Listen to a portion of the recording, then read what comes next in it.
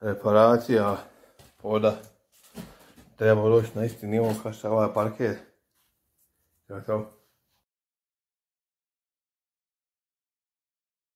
Pod je loše zakucan, tako da ćemo ga zavidat, jer će se na ovu konstrukciju vatat rebra od OSB-a. Ove doli bočne su neke bile trule, pa sam ih zamijenio.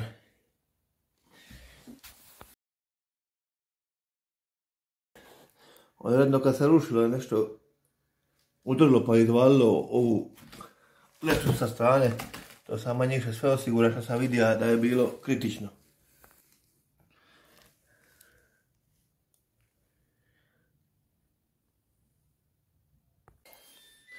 Evo, očistio sam sve od viška, daske sam osigurao, cijev sam iskontrolira i puste ja na visinu od soka i zalipio malo sa pjenom da se ne miče i sad ću krenuti radi rebra.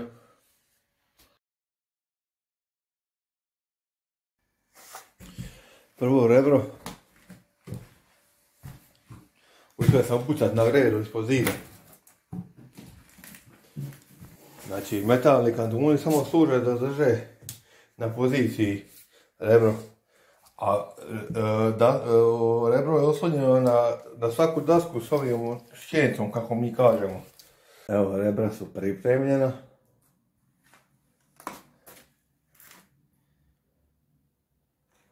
Sutra ćemo staviti između vunu i zavijati OSB ploče, a preko njih estrih ploče.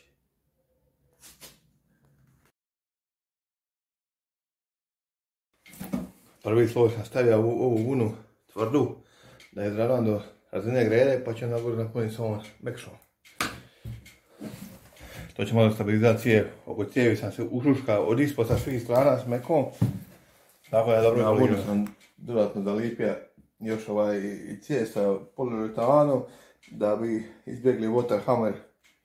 Evo, napunio sam punu visinu sa vunom, ispod cijevu sam zavuka isto tako vunu. Jedno 15 cm izolacije. I sad sila u navodnike filozofija oko pričvršćivanja. Znači, obavezno se koriste vide sa vratom da ne bi odigle ploču od konstrukcije. Pilot rupa sa svažadurom. Dobro, u ovom slučaju je vida na torksu, to se ima na lageru. I još je Stranka dodatno tražila da se zalijepi sa montažnim kitom da ne bi šripalo. Ovaj recimo kit nam se pokazala odličan. Evo, prvi sloj pri kraju.